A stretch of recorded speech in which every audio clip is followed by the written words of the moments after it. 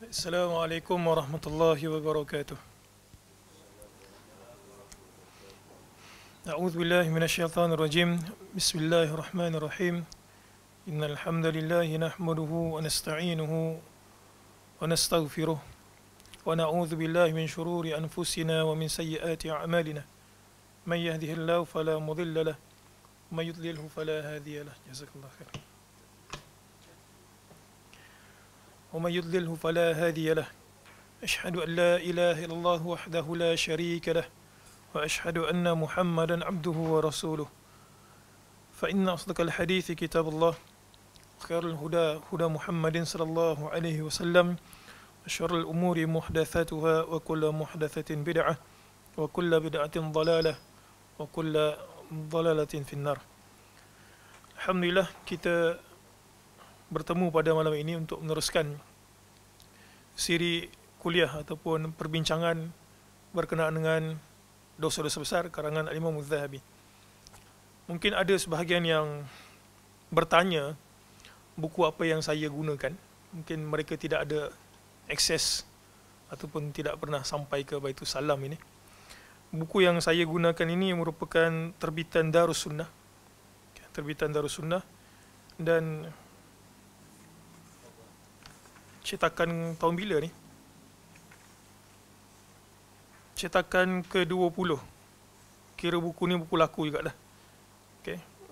Cetakan ke-20 tahun 2022. Okay. Kalau ada yang nak beli, boleh beli dengan saudara kita ni, Abu Talha. Mungkin ada yang tak pernah datang ke Baitul Salam dan ada yang bertanya. Jadi saya maklumkan. Jadi Alhamdulillah kita telah pun masuk ke dosa besar yang ketiga, iaitu sihir. Dan beberapa perkara telah pun kita sebutkan sebelum kita masuk ke perbahasan sihir ini. Di antaranya adalah ta'rif sihir. Boleh lihat pada rakaman sesi yang lepas. Juga kita sebutkan ta'rif oleh Ibnu Qudamah. Juga kita sebutkan anwa'us sihir, bentuk-bentuk sihir. Ada sihir yang meminta tolong daripada bintang. Ada sihir yang meminta tolong daripada arwah yang berada dekat muka bumi. Arwah itu maksudnya adalah ruh-ruh yang hidup dekat muka bumi ini. Ada sihir pukau. Juga ada sihir yang mengikat pada tali, ataupun kita sebut sebagai al-uqad dalam surah Al-Falaq. InsyaAllah pada bahasan kita pada malam ini akan bermula pada muka surat yang ke-40. Okay, muka surat yang ke-40. Kalau kitab muslim-muslimat tuan-tuan puan-puan sama dengan saya, maka muka surat kita itu adalah muka surat yang ke-40. Dia sebenarnya agak kurang seronok kalau kita mengaji. Kita bukanlah kuliah umum. Kalau kita dapati kuliah-kuliah yang berada kat Malaysia ni ada kuliah jenis umum. Sesekali kadang-kadang tajuknya dipilih. Mungkin disebabkan maslahat ataupun kepentingan tertentu. Contoh macam poligami dalam Islam, gitu kan. Ataupun apa hukum nikah sir, kahwin rahsia. Itu satu mungkin diadakan, mungkin sejam ataupun 2 jam. Dan kuliah kita tak berbentuk seperti itu. Kuliah kita ini lebih berbentuk kepada kajian kitab. Dan kalau nak dibandingkan di antara dua jenis kuliah ini ataupun perbahasan, saya sendiri lebih cenderung kepada berkitab. Jadi dia seronok kalau kita baca, sebab dia juga esok-esok kemudian kita boleh mengajarkan kepada orang lain. Dan juga peringatan untuk kita lah kalau kita ada kitab. Kalau kita baca dan kita renungkan sendiri, kok kita terlupa ke? Kita pernah datang kuliah Al-Kabair, kemudian kita tak ingat apa perbahasan itu. Sekurang-kurangnya kalau ada kitab, kita boleh buka balik semua dan kita baca dan kita tengok catatan apa yang kita tulis semasa menghadiri kuliah ataupun perbahasan. Baik, muka surat yang ke-40. Satu riwayat daripada Nabi SAW menyebutkan, haddus sahiri dharbatun bis-saif. Ini telah pun kita sebutkan. InsyaAllah di penghujung tajuk sihir ini, kita akan menukilkan kalam Syekhul Ibn Uthaymin, Syekh Ibn Uthaymin. Di situ beliau ada menyebutkan apa hukum bagi pengamal sihir. Apa hukum bagi pengamal sihir. Ala kulli hal, secara umumnya seperti mana yang Nabi SAW sabdakan di sini, hukum bagi tukang sihir yang buat sihir itu darbatun bisayf, hendaklah ditetak kepalanya dengan pedang. Bajlah bin Abdah berkata, telah datang kepada kami surat dari Umar radhiyallahu anhu setahun sebelum wafatnya beliau, yang isinya, bunuhlah semua tukang sihir, baik laki-laki maupun perempuan. An Abi Musa anna Nabiy sallallahu alaihi wasallam qala, thalathatun la yadkhuluna al-jannah. Ada 3 orang yang tidak akan masuk ke dalam syurga. Yang pertama adalah mudbinu khamrin, penagih arak. Yang kedua, waqati'u rahimin, orang yang memutuskan tali persaudaraan. Rahim itu sebenarnya merujuk spesifik kepada kerabat. Rahim itu merujuk spesifik kepada kerabat. Pun begitu, kita tidak nafikan bahawa di situ terdapatnya ancaman daripada Nabi SAW apabila 2 orang bergaduh tak sudah. Okey, itu termasuk sekali. Tapi hadis ini menyebutkan qati'u rahim adalah khas untuk golongan yang memutuskan tali persaudaraan sesama kerabat. Dan yang ketiga adalah wa musaddiqun bis-sihir, adalah orang yang mempercayai sihir. Baik, kita masuk ke muka surat 41. Ini langsung kita tak sentuh lagi. Okay. Dari Ibnu Mas'ud radhiyallahu anhu secara marfu', ar-ruqa wat-tama'imu wat-tiwalatu syirkun. Okay. Abdullah bin Mas'ud radhiyallahu anhu secara marfu' maksudnya disandarkan kepada Nabi sallallahu alaihi wasallam. Ar-ruqa jampi, wat-tama'im, tama'im itu maksudnya adalah tangkal, wat-tiwalah, dan tiwalah merupakan suatu kesyirikan. Baik, Al-Imam Az-Zahabi bawa riwayat ini secara sekrat. Riwayat ini disebutkan dalam Ibn Hibban, juga disebutkan dalam beberapa buku kitab hadis yang asli, di antaranya adalah Ibnu Majah. Saya suka untuk bacakan riwayat penuh bagi perkataan Ibnu Mas'ud ini. Baik, di dalam Sunan Ibnu Majah, okay, diriwayatkan bahawa suatu hari Abdullah bin Mas'ud nampak salah seorang daripada isterinya itu mengenakan tangkal. Dan dalam riwayat Ibnu Majah dikatakan isteri beliau bernama Zainab. Okay, Zainab. Kemudian Abdullah bin Mas'ud nampak di, apa kita panggil, tengkuk dia tu, lehernya itu terdapat tamaim ini, tangkal. Lalu Abdullah bin Mas'ud bertanyakan kepada isteri beliau. Katanya, ma hadha? Dia kata, wahai Zainab, ini apa benda ni dekat tengkuk engkau? Kemudian dalam riwayat tersebut, Zainab kata apa? Khaytun ruqiya li fihi. Dia kata, tak ada apa wahai Aba Abdul Rahman, di tengkuk aku ini cuma kita sebut khayt. Khayt ni maksudnya adalah benang. Kan tangkal itu kadang-kadang kita nampak ada benang hitam, kemudian dekat benang hitam tu ada macam satu petak yang terkait dengan benang hitam tersebut. Ini pernah tengok ni?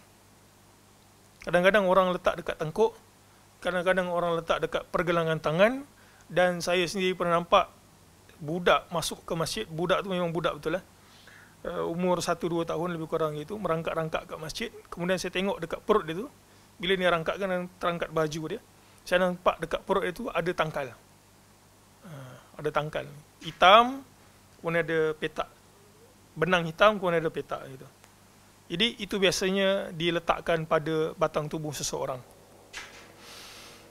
Kemudian ketika mana Abdullah bin Mas'ud nampak isterinya pakai tangkal, kita tahu bahawa Abdullah bin Mas'ud ini merupakan sahabat kibar, super senior, yang lama bersama dengan Nabi SAW. Jadi beliau tahu apa hukum mengenakan tangkal sebelum dia sebut perkataan ni lah.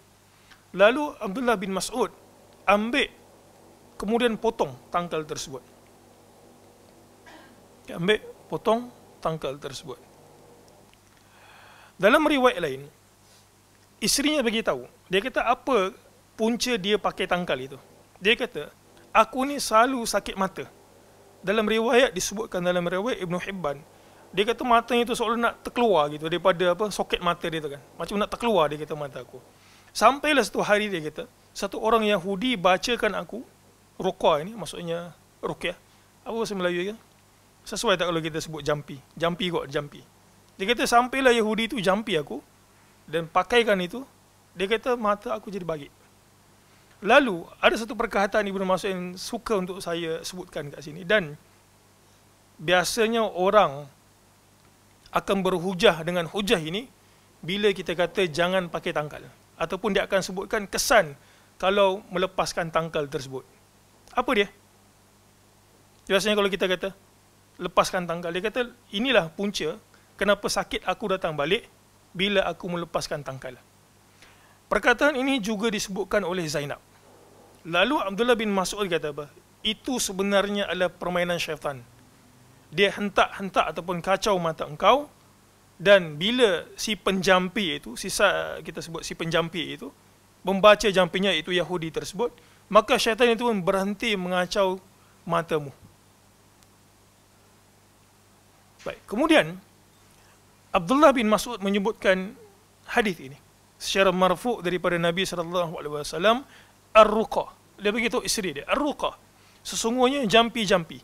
Ada jampi yang syar'i dan juga ada jampi yang tidak syar'i. Kita akan bacakan nanti syarat-syarat bagaimana nak menjampi yang syar'i, ataupun kita tidak ada kemampuan untuk menjampi, katalah dia memang betul-betul awam, tak tahu nak baca bahasa Arab, dan lidahnya pun lidah yang pelat, dia minta orang jampi. Maka sebelum dia membenarkan orang tersebut jampi ataupun tengah menjampi, perhatikan syarat-syarat berikut. Kalau ada, maka jauhkanlah diri daripada penjampi tersebut. Jadi ar-ruqa kat sini maksudnya adalah jampi yang berbentuk syirik. Wat-tamaim, tangkal. Wat-tiwalah, dan juga at-tiwalah. Apa maksud tiwalah? Ada kat situ bawah itu. Dalam riwayat Ibnu Hibban, isteri Abdullah bin Mas'ud ataupun yang lain juga bertanya kepada Abdullah bin Mas'ud. Dia kata kami tahu ar-ruqa, kami tahu at-tamaim, tapi kami tak tahu at-tiwalah. Tiwalah itu apa dia? Lalu Abdullah bin Mas'ud bagi tahu at-tiwalah itu adalah syai'un tada'uhu an-nisa yatahabbabna ila azwajihin. Dia kata sesuatu yang dikenakan oleh seorang wanita yang menyebabkan suaminya suka kat dia. Suaminya suka kat dia. Mungkin sebahagian orang tertanya-tanya, apa perlu menyebabkan suami, apa perlunya kita buat satu perbuatan nak sihir suami, nak jampi suami supaya suami suka ataupun sayang kat dia? Ada sebab ke kenapa isteri buat seperti itu? Macam mana? Dia takut nak sebut. Dia ada banyak sebab lah kan. Mungkin isterinya ramai, jadi dia nak suaminya itu sayang dekat dia seorang saja, ataupun dia takut suaminya cari lain. Jadi dia pakai at-tiwalah. Dia pakai at-tiwalah. Jadi Abdullah bin Mas'ud bagi tahu at-tiwalah itu adalah suatu benda yang dikenakan oleh seorang wanita supaya suaminya suka dekat dia. Ataupun boleh jadi juga seperti mana yang dinyatakan, tiwalah adalah sejenis sihir yang bisa ataupun boleh menumbuhkan rasa cinta dari seorang wanita kepada laki-laki, ataupun sebaliknya. Laki-laki tu pakai sebab apa? Dia nak perempuan yang dia suka tu, dia punya crush. Crush tahu kan? Crush. Orang yang dia minat secara senyap-senyap, suka kat dia, boleh kahwin. Ataupun sebaliknya. Ketahuilah bahawa cinta yang seperti ini, cinta apa? Cinta dengan menggunakan jampi merupakan satu bentuk kelemahan. Cinta seperti ini merupakan cinta yang lemah, sangat lemah. Kerana apa? Dia bergantung kepada sesuatu yang juga sangat lemah. Sebab kalau kita telah pun berlalu perbahasan demi perbahasan kita sebutkan tentang sihir ini, di antara bentuk sihir itu adalah dia bergantung kepada syaitan. Sedangkan seorang mukmin itu sepatutnya bergantung kepada Allah Subhanahu wa taala memberikan segalanya. Itu sebab Allah Taala sebut dalam Al-Quran, la yuflihus sahiru haitsu ata. Sihir ini daripada mana pun dia datang, dia tidak akan berjaya. Daripada mana ia datang, ia tidak akan berjaya. Kalaulah kecintaan itu terbina di atas sihir, pakai tangkal dan pakai tangkal, maka ketahuilah kecintaan itu merupakan kecintaan yang palsu. Dengan hilangnya tangkal, dengan hilangnya sihir ataupun ditelak kuasanya itu hilang, maka kecintaan terhadap orang tersebut juga hilang. Akhirnya Abdullah bin Mas'ud, kita sambung balik semula dalam riwayat tadi itu. Akhirnya Abdullah bin Mas'ud bagi tahu dekat isteri dia apa yang lebih baik daripada mengenakan tangkal. Apa yang lebih baik daripada mengenakan tangkal? Nak sembuh ke? Nak orang suka kat kita ke? Apa yang lebih baik daripada tangkal? Jawapannya adalah, salah satunya adalah dengan doa. Dengan doa. Abdullah bin Mas'ud mengajarkan, ini merupakan salah satu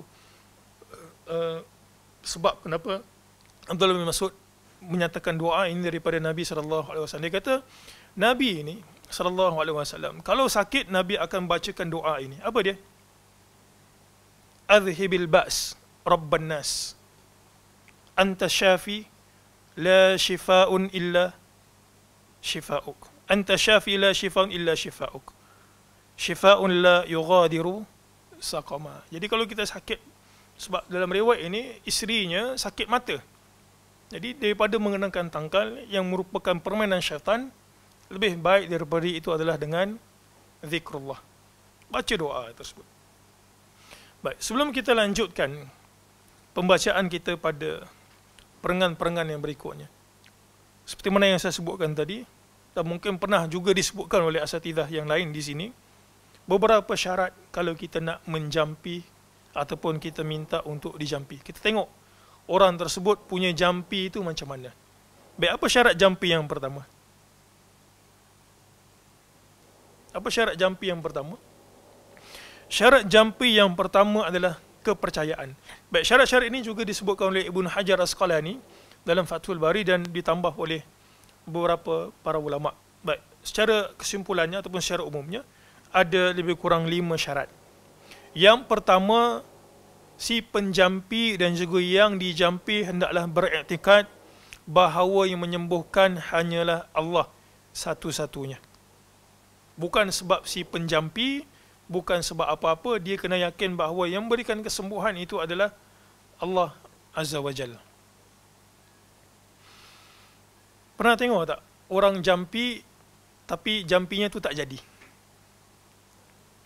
Ataupun sini ada yang pernah menjampi orang, dia jampi, baca-baca tu tak jadi. Baik, ini ada satu lagi yang biasa yang disebutkan oleh sebahagian asatizah. Kadang-kadang kemujarapan menjampi itu bergantung kepada takwa seseorang. Pernah dengar tak kisah Imam Ahmad dan juga Syekhul Islam Ibn Taymiyah? Apa kisah dia? Tak pernah? Kita bukan dulu pernah ada ke apa kuliah jampi kat sini? Kuliah jampi ke kuliah sihir? Syekhul Islam Ibn Taymiyah, seperti mana yang dinukilkan oleh salah seorang anak murid beliau, iaitu Ibnu Al-Qayyim. Satu hari Syekhul Islam mengajar, dan anak murid beliau ni kata, Syekh, dia kata ada satu orang kerasukan. Jadi minta Syekhul Islam Ibn Taymiyah tolong jampi. Baik, bila Syekhul Islam Ibn Taymiyah datang jumpa orang tersebut, meracau. Syekhul Islam tak mula dengan dialog. Tak mula dengan dialog pula. Dia tak mula dengan zikir. Dia mula dengan dialog.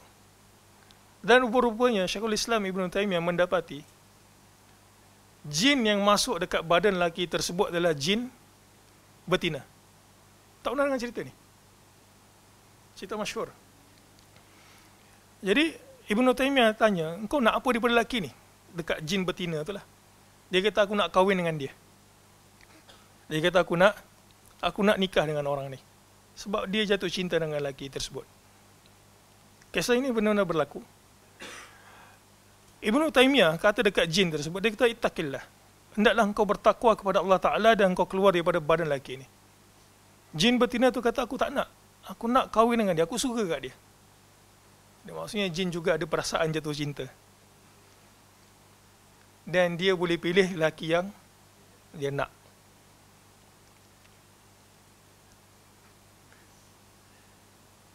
Kenapa? Sebab ada orang yang tak pernah dikacau, tapi ada orang sering kali dikacau. Salah satu sebabnya adalah kerana perasaan terlalu sedih, kerana perasaan terlalu gembira, dan juga di antara yang disebutkan juga adalah kerana tidak menjaga kebersihan. Itu merupakan salah satu daripada banyak punca seorang itu boleh kerasukan. Jadi ringkas cerita, Syekhul Islam Ibn Taymiyah kata, kau tak nak keluar. Lalu apa yang dibuat Ibn Taymiyah? Apa gagak Ibn Taymiyah buat dekat jin ini? Ada orang dialog sampai 2-3 jam gitu kan, dialog bosan mungkin. Kita marilah kita berborak. Sampai 2-3 jam. Ibn Taymiyah ambil sebatang kayu, dia pergi katuk dekat kepala lelaki itu. Sampai lelaki itu jatuh pingsan.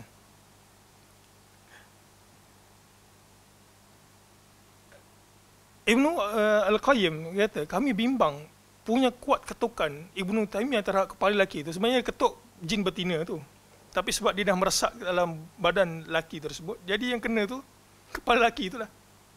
Dia kata, kami bimbang lelaki itu Ibn Taymiyah ketuk kepala dia, dia mati. Akhirnya dia sedar gitu. Dia kata, kau nak keluar ke tak nak keluar? Kalau tak, aku ketuk lagi. Dia kata, kalau macam tu aku akan keluar daripada badan lelaki ini. Dan menariknya, jin betina tersebut, dia kata, aku keluar kerana engkau. Ibn Taymiyah kata apa? Tak, jangan keluar kerana aku, tapi keluarlah daripada batang tubuh lelaki ini kerana Allah Ta'ala. Lalu dia pun keluar. Selesai masalah. Ada berani macam itu? Ustaz, ataupun katalah, ni tolong ada satu orang meracau kan, lelaki ke perempuan, tolong jampi. Kita pun teringat kuliah malam ni, kisah Ibn Taymiyah buat sini kayu.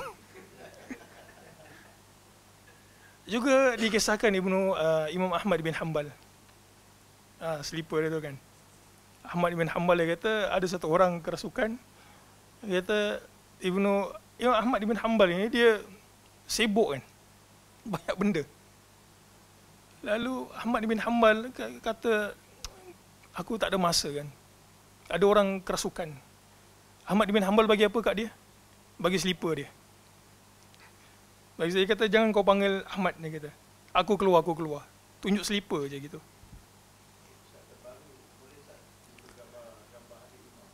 Ha?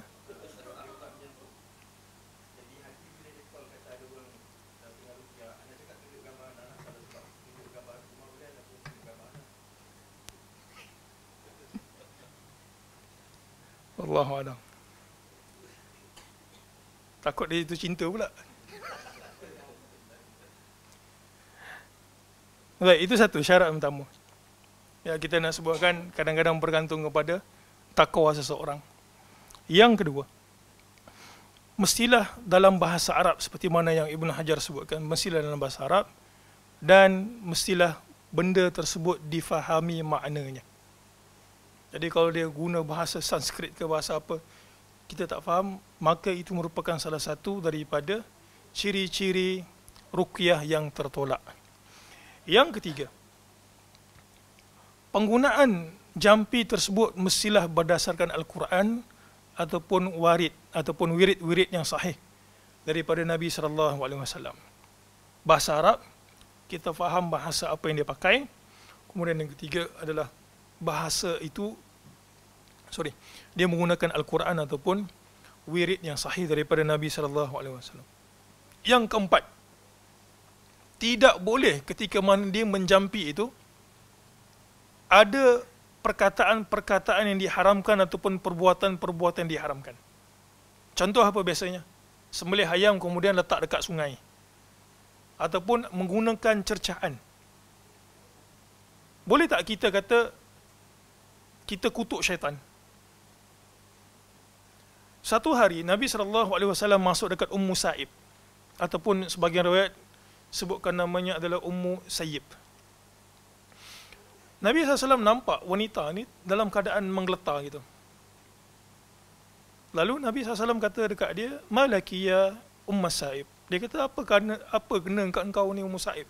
Sampai aku nampak engkau ni shivering, menggeletar gitu kan. Lalu Sa'ib kata apa? "Al-humma ya Rasulullah, la barakallahu fiha." Nampak macam Islamik gitu kan. Kutuk syaitan, laknat syaitan. Tapi Sa'ib kata apa? "Aku tertimpa demam wahai Rasul, la barakallahu fiha."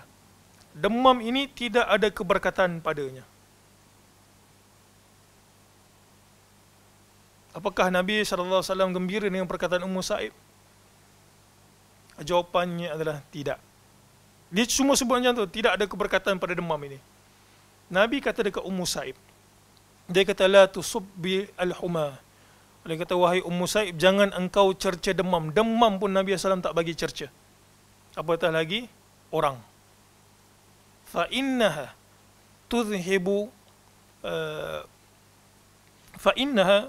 tudhibu as-sayyi'at, ataupun fa'innaha tudhibu al-khataya. Sesungguhnya demam itu akan menghilangkan ataupun sebagai kafarah bagi suatu dosa ataupun kesalahan. Jadi tidak boleh mencerca demam. Kenapa kita sebutkan perkataan ini? Kerana kalaulah satu orang itu menjampi, tiba-tiba dia kata laknat syaitan, laknat jin, laknat si fulan, itu tak bagus, ini tak bagus, itu juga adalah satu benda yang tidak syar'i. Dan yang kelima, yang terakhir, si peruqyah itu mestilah Muslim. Tidak boleh di kalangan kafir ataupun fasik. Kita minta dia ruqyah, tiba-tiba dekat lehernya itu ada, dia lelaki, lehernya itu ada rantai emas ataupun cincin yang tidak syar'i. Tulisan-tulisan di baju dia itu tidak syar'i. Maka tidak boleh.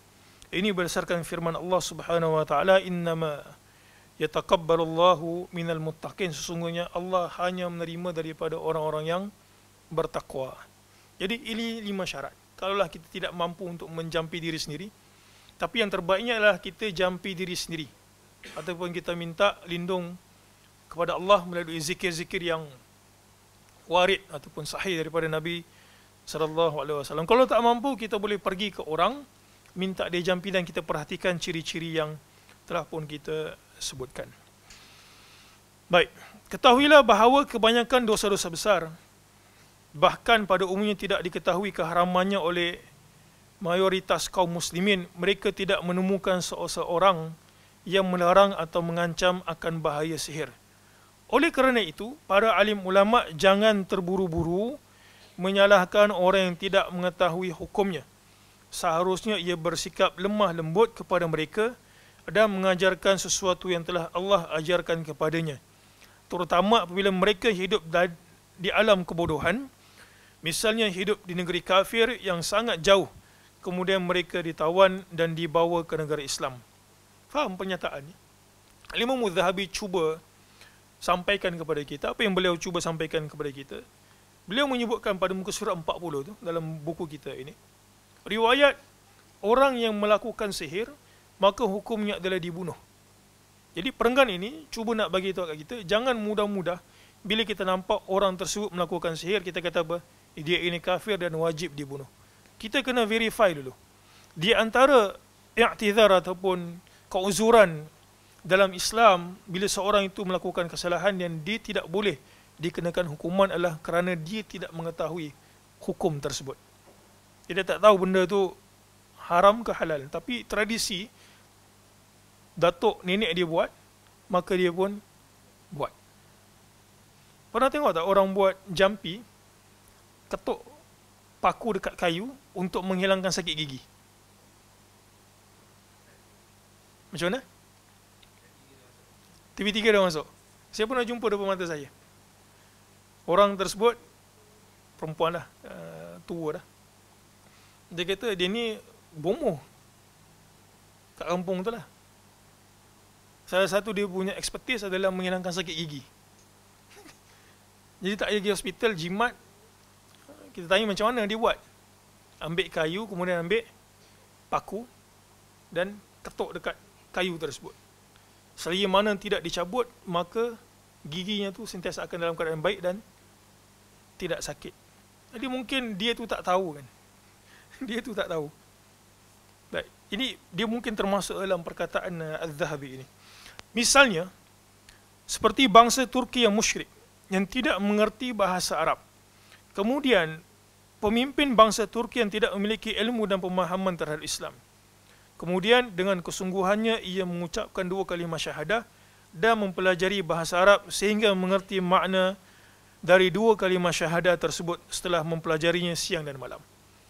Apabila seperti ini, maka segala puji hanya bagi Allah. Baik. Setelah mengucapkan 2 kalimah syahadat, terkadang ia menunaikan solat, terkadang tidak. Orang baru masuk Islam, baru mengenal agama. Jadi dia tertarik dengan Islam, dia mengucap 2 kalimah syahadat. Jadi kadang-kadang datang malasnya itu, solat, kadang-kadang tidak solat. Terkadang ia bisa menghafal surah Al-Fatihah dalam waktu yang cukup lama. Hal ini bisa terwujud ketika gurunya memiliki sedikit ilmu pengetahuan agama. Akan tetapi, apabila gurunya sama dengan dirinya, itu sama-sama tidak berilmu, maka bagaimana mungkin orang yang bodoh seperti ini akan mengenal syariat-syariat Islam dan mengenal dosa-dosa besar kemudian menjauhinya? Dari mana ia bisa mengenal kewajipan-kewajipan kemudian melaksanakannya sehingga akhirnya ia mengetahui dosa-dosa besar yang akan membinasakannya kemudian mewaspadainya, serta bisa mengetahui rukun-rukun dari perkara-perkara yang diwajibkan kemudian diyakininya, yang pada akhirnya akan membuat dirinya menjadi orang yang beruntung. Hal seperti ini jarang sekali terjadi. Oleh kerana itu, sudah sepantasnya bagi seorang hamba memuji Allah Subhanahu wa taala atas kurniaannya. Jika dikatakan, dia kata, engkau dah tak tahu hukum sihir ni haram, akan dipenggal kepala. Kenapa tak belajar? Kenapa tak pergi berguru? Baik, jika dikatakan ini kesalahannya kerana ia tidak pernah bertanya kepada orang lain tentang sesuatu yang menjadi kewajipannya, kita menjawab, inilah yang diketahuinya. Ia tidak mengetahui bahawa ia harus bertanya kepada orang yang berilmu. Dia memang jahil murakab. Tahu jahil murakab? Double jahil. Apa kalau bahasa Melayunya? Apa?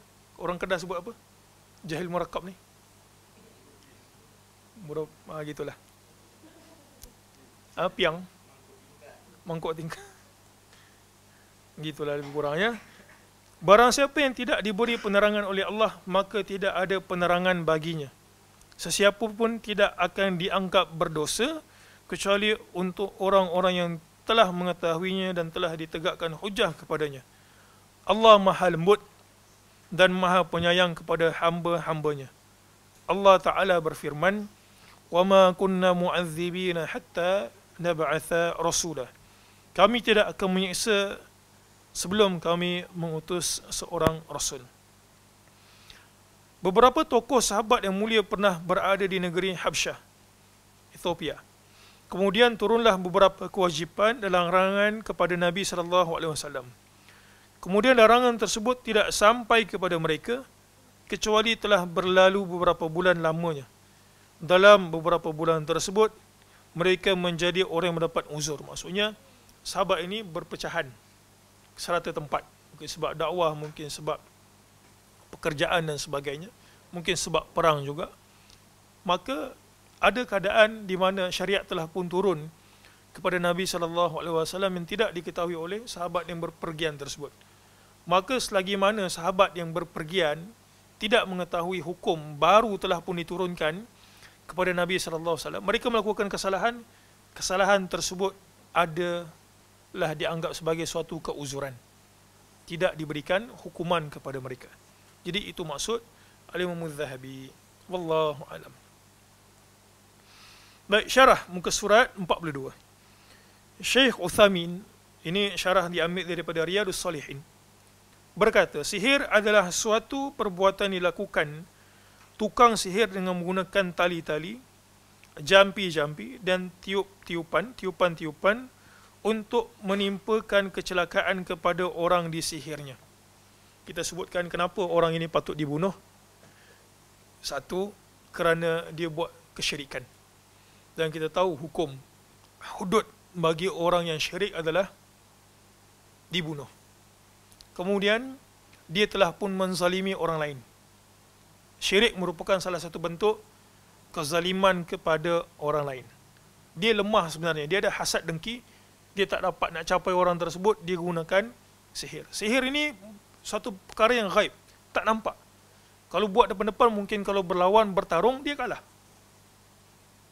Dia tu lemah, orang tak suka kat dia, dia nak bagi orang suka kat dia. Macam mana nak suka? Pakaiannya compang-camping. Kita tak bicara tentang orang yang tidak berharta. Maksudnya, ada orang yang berharta tapi pakaian tetap compang-camping. Pengotor, tak terurus. Dia punya mulut sikit-sikit cercaan. Macam mana orang nak suka kat dia? Tapi dia nak orang suka kat dia, orang dia minat, dia gunakan sihir. Jadi, ia selain daripada syirik, sihir juga merupakan salah satu bentuk kezaliman terhadap makhluk Allah dekat muka bumi ini. Itu yang demikian, syariat menyebutkan mereka ini dipenggal kepalanya. Baik, di antara ada yang bisa membunuhnya, membuatnya sakit, membuatnya gila, bisa menimbulkan keterikatan, iaitu ketergantungan seseorang kepada yang lain dengan ketergantungan yang kuat, cinta yang tidak wajar, terlalu cinta. Ada pula yang bisa menimbulkan penolakan, iaitu berpalingnya seseorang dari lain dengan kebencian yang sangat benci tidak wajar.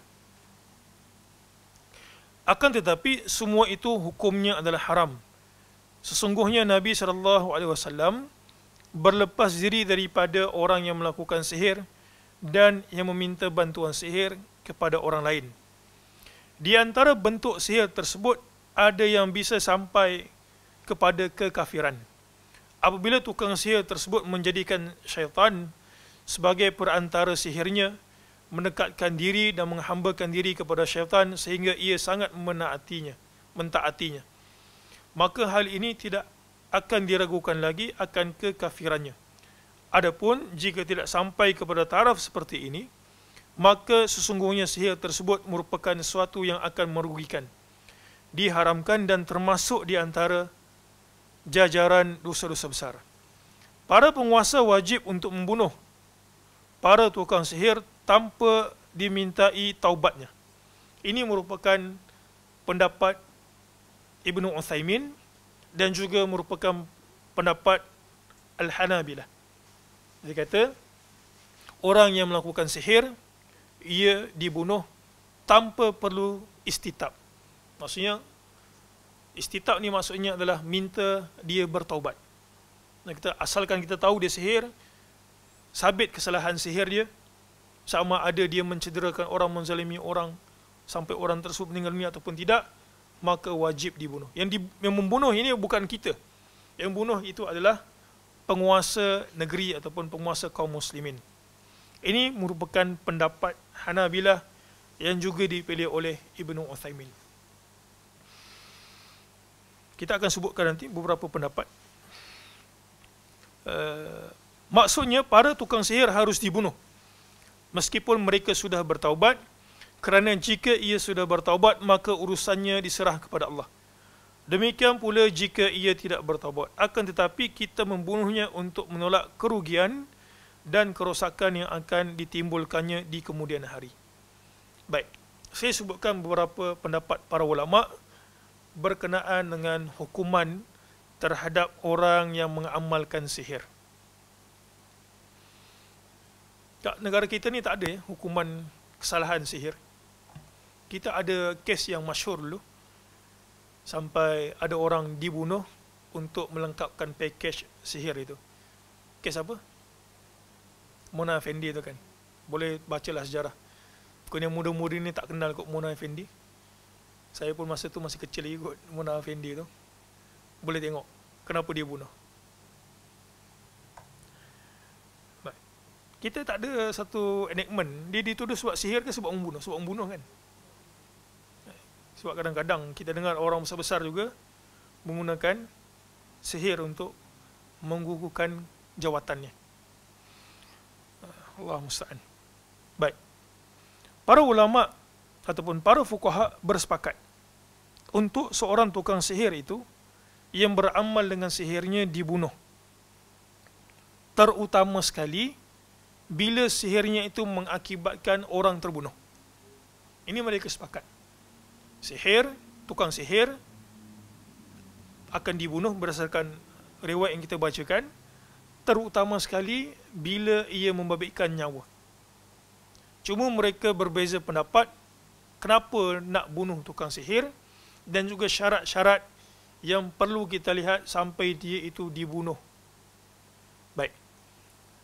Al-Hanafiyah, ini secara umum Al-Hanafiyah, mereka menyebutkan tukang sihir ini dibunuh dengan dua keadaan. Saya nak sebutkan kat sini, tak semua memilih pandangan Ibnu Uthaymin. Ibnu Uthaymin mewakili pandangan mazhab Hanabilah, Hambali. Al-Hanafiyah kata, tukang sihir dibunuh disebabkan dua perkara. Satu, kalaulah sihirnya itu bentuknya ataupun membawa kepada kekufuran. Contoh, dia gunakan Quran sebagai alat sihirnya, dia cerca Quran ataupun palitkan Quran itu dengan najis, campak di tempat kotor. Itu merupakan bentuk kekufuran. Dia kata cerca Allah, waliyazubillah, minta tolong dengan syaitan. Itu bentuk kekufuran, maka ia dibunuh. Menurut pendapat Al-Hanafiyah, dibunuh kerana sihirnya itu bentuknya adalah kekufuran. Hal yang kedua, dia itu dibunuh kerana dia memberikan mudarat dan juga ifsad kepada orang lain. Jadi ini merupakan pandangan Hanafiyah. Al-Malikiyah pula kata, dia dibunuh bikufrihi, dengan kekufurannya, fa in kana mutajahiran bi qutil. Kalau dia mewar-warkan sihirnya itu, dia dibunuh, dan juga hartanya itu boleh diambil sebagai fai'. Fai' tahu? Fai' ini maksudnya adalah kalau kita pergi berperang, kemudian musuh itu lari. Itu kita panggil sebagai fai'. Kalau kita berperang, bertempur, kemudian musuh kalah, harta yang kita rampas itu kita sebut sebagai ghanimah. Jadi fai' ini adalah harta rampasan tanpa pertempuran. Jadi Al-Malikiyah kata, kalau dibunuh, hartanya itu akan dijadikan fai'. Kecuali kalau dia bertaubat. Kalau dia terang-terang.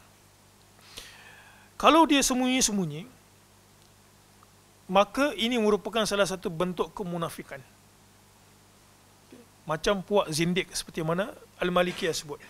Maka dia dibunuh kerana kemunafikannya itu, dan tidak perlu diminta untuk istitab. Tak payah minta dia taubat, bunuh terus. Baik, Syafi'iyah berpendapat, tukang sihir, kalaulah sihirnya itu tidak membabitkan kekufuran. Apa contoh sihir tidak membabitkan kekufuran? Perbuatan tu kufur, tapi kufur yang sampai mencerca Tuhan, minta tolong daripada syaitan, macam ikat pada buhul itu kan. Dia fasik, dan dia tidak dibunuh. Selagi mana dia tidak membunuh orang. Maksudnya dia tidak membawa kepada kekafiran. Bawah maksudnya terang-terang kafir, tapi dia bentuk fasik macam dia sihir suami dia, tidak membabitkan kesyirikan kepada Allah Ta'ala. Dia fasik. Dan dia tidak dibunuh kecualilah disebabkan sihir dia itu ada orang meninggal dunia. Ataupun sabit dia itu memang intention nak pergi bunuh orang melalui sihirnya, maka dia akan dibunuh. Itu pendapat Asy-Syafi'iyah.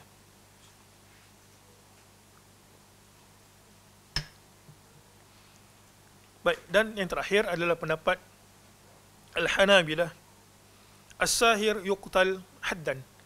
Tukang sihir dibunuh kerana sebagai hukuman had. Hukuman hudud. Kita sebutkan tadi syirik, dan mereka meletakkan dua syarat kalau nak bunuh. Satu, ayyakuna sihruhu ma yuhkamu bikaunihi kufran. Kerana sihirnya itu membawa kepada kekufuran.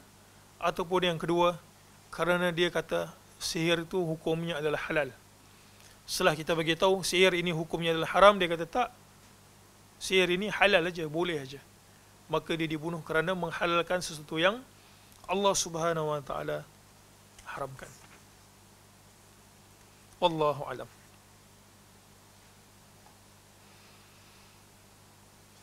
Baik, pada muka surat berikutnya.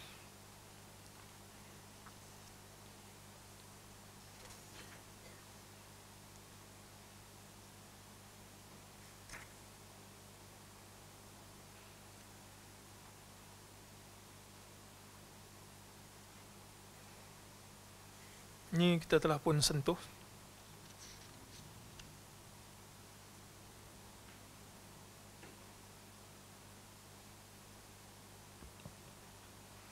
Berkenaan dengan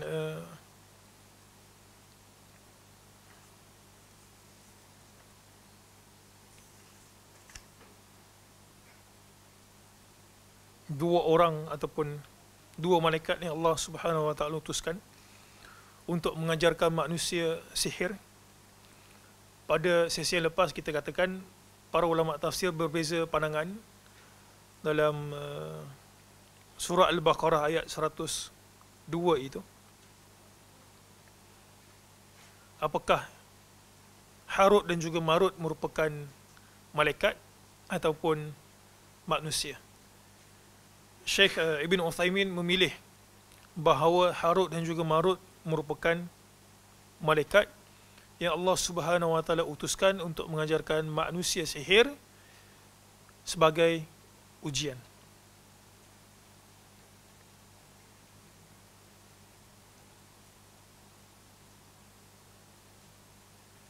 Baik, kita baca pada muka surat 45. Fayata'allamuna minhuma ma yufarriquna bihi bainal mar'i wa zawjihi. Maka mereka mempelajari dari dua orang malaikat itu. Ini sekali kita sebutkan khilaf di kalangan ulama tafsir. Ada yang mengatakan Harut Marut itu, ini kebanyakan mereka mengatakan Harut Marut adalah malaikat. Sebahagian lain kata tak, dia sebenarnya adalah manusia ataupun jin. Apa yang mereka sihir itu, maka mereka mempelajari dari dua orang malaikat itu apa yang dengan sihir itu mereka dapat menceraikan antara seorang suami dan isterinya. Iaitu seorang tukang sihir mengirim sihir kepada sebuah rumah tangga yang tadinya hidup yang harmonis. Kemudian si tukang sihir memisahkan antara si suami tersebut dari isterinya. Sang isteri mulai marah-marah apabila ia didekati oleh suaminya. Nak bersama, nak bermanja-manja mungkin, tiba-tiba isterinya marah.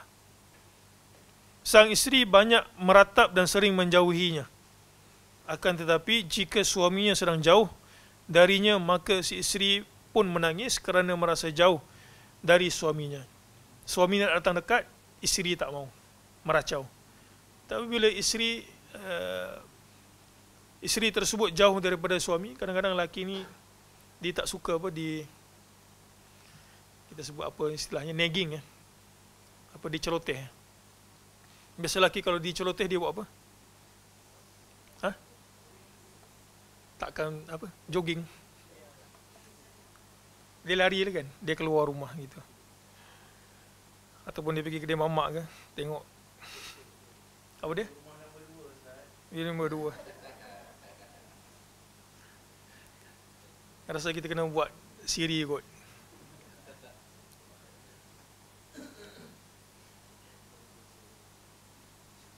Saya nak sebut juga tapi mungkin tak cukup masa. Ataupun tak layak gitu.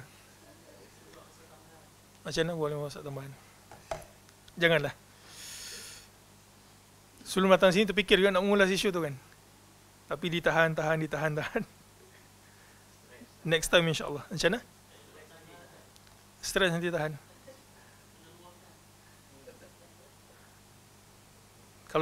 Kalau terkeluar lah saya cakap.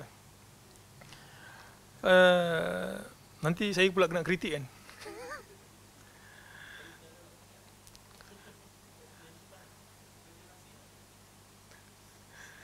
Baik, jadi suami ni bila dia tak tahan, mungkin kena letter dengan isterinya, dia pun keluar.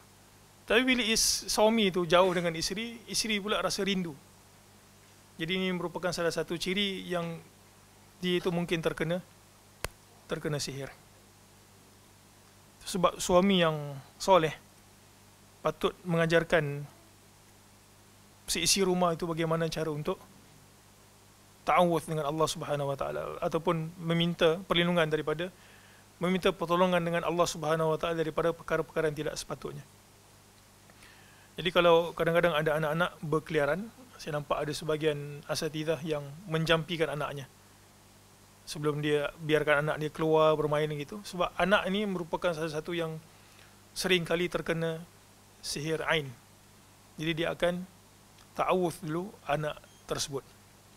Jadi salah seorang yang penting dalam, biasanya akan menimbulkan rasa hasad dengki satu orang, adalah yang menjadi mangsa itu adalah isteri ataupun suami. Suami itu patut dia lebih, apa kita panggil, berkarakter gitu kan.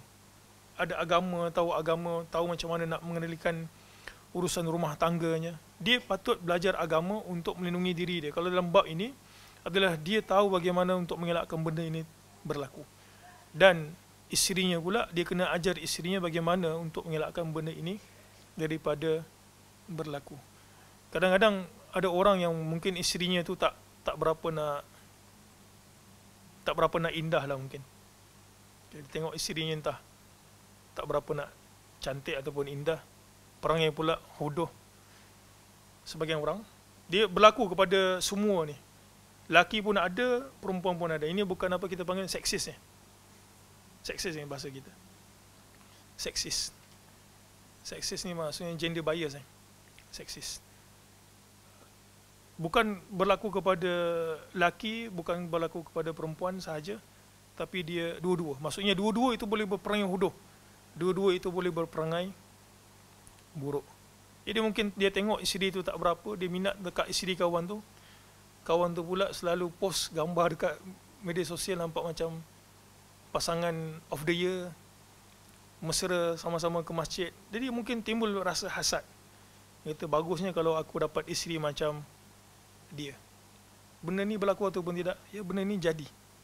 Benda ini jadi.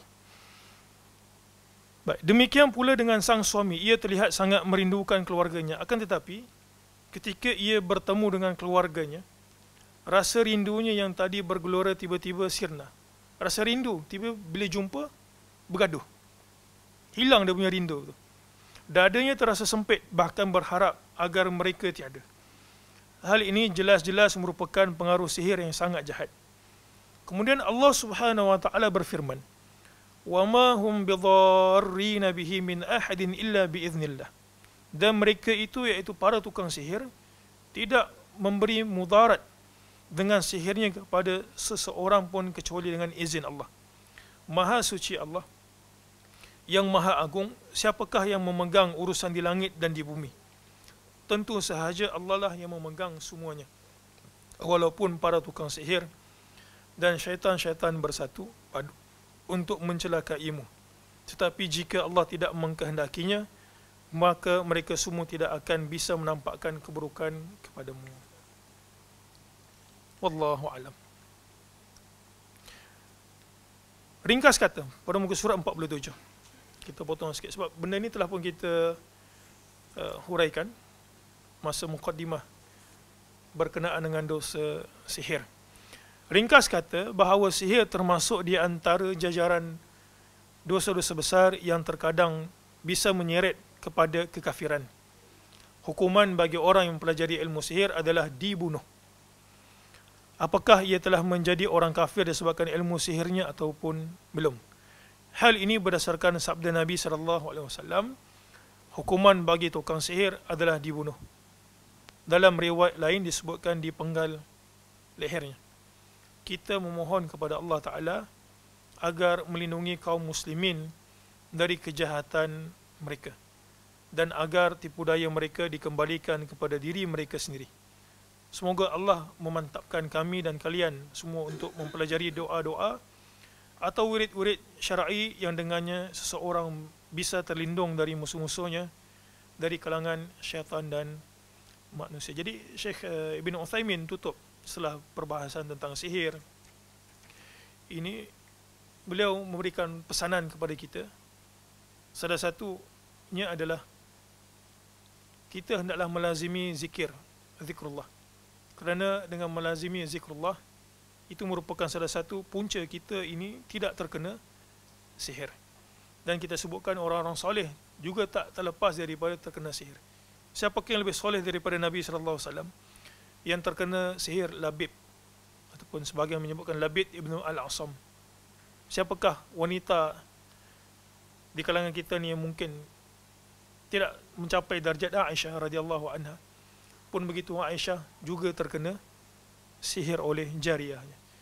Jadi wallahu alam, itu sahaja untuk minggu ini. InsyaAllah kita akan sambung pada sesi yang akan datang. Subhanakallah wa bihamdik, asyhadu an la ilaha illa an, astaghfiruka wa atubu ilaik.